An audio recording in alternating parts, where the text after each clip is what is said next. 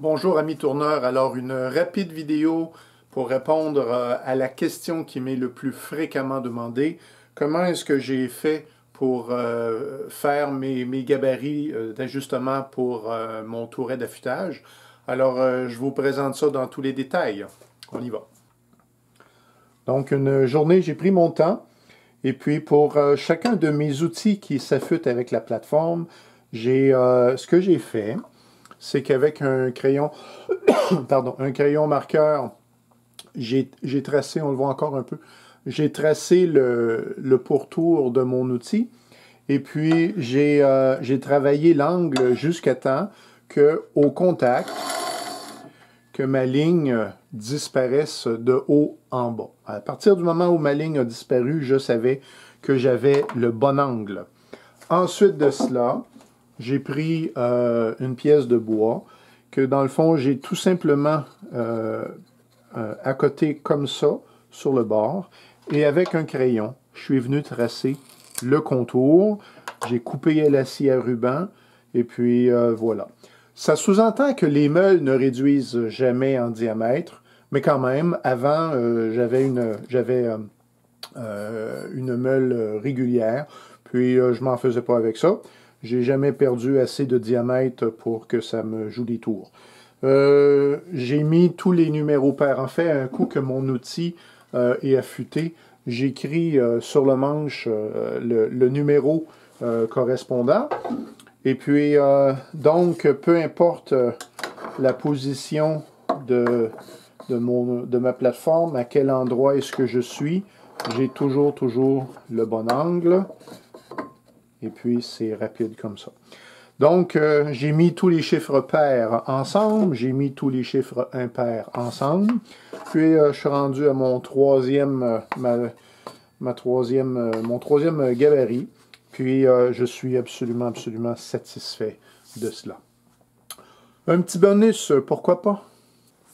De l'autre côté de mon touret d'affûtage, ceux qui me suivent depuis un certain temps, vous savez que j'ai bricolé cette chose. Le système One Way vient avec une pochette déjà toute faite.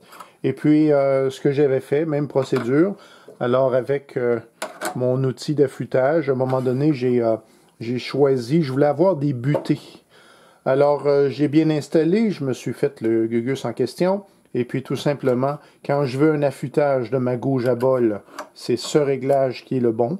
Ici, j'ai ma gouge à profiler.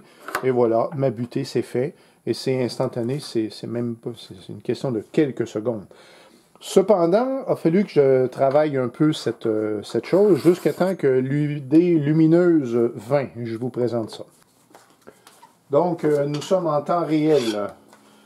Je ne sais pas si vous voyez bien, j'ai colorié le bout de ma gouge. Je prends mon outil.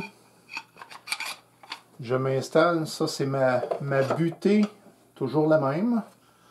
Et puis, là, ce que je vais faire avec la pochette originale One Way, je vais essayer de trouver la bonne distance. Donc, là, je vois que je suis trop loin. Non. À la main, c'est ça. Et puis, ouais, du premier coup. Alors, je vais essayer de vous le montrer. Alors, vous voyez la marque. Donc, ma pochette, elle est exactement au bon endroit.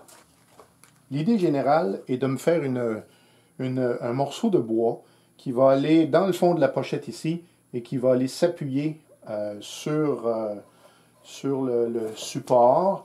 Et à ce moment-là, je vais pouvoir avoir toujours le même espace. Donc, je mesure et je suis à 6 pouces 13/16 exactement. Je vais le prendre en note. Donc, en fait, j'ai ma baguette de bois. Donc, j'aurais pu aussi tout simplement m'appuyer dans le fond de la pochette et avec un crayon ou un couteau, venir faire la marque et couper ma... Bref, vous avez l'idée. Peut-être quelques expériences. Moi, je vais conserver mon truc en aluminium parce que c'est déjà fait et ça va bien. Mais vous pourriez avoir absolument une butée pour la gouge à bol, une butée pour la gouge à profiler. Et c'est à volonté encore une fois.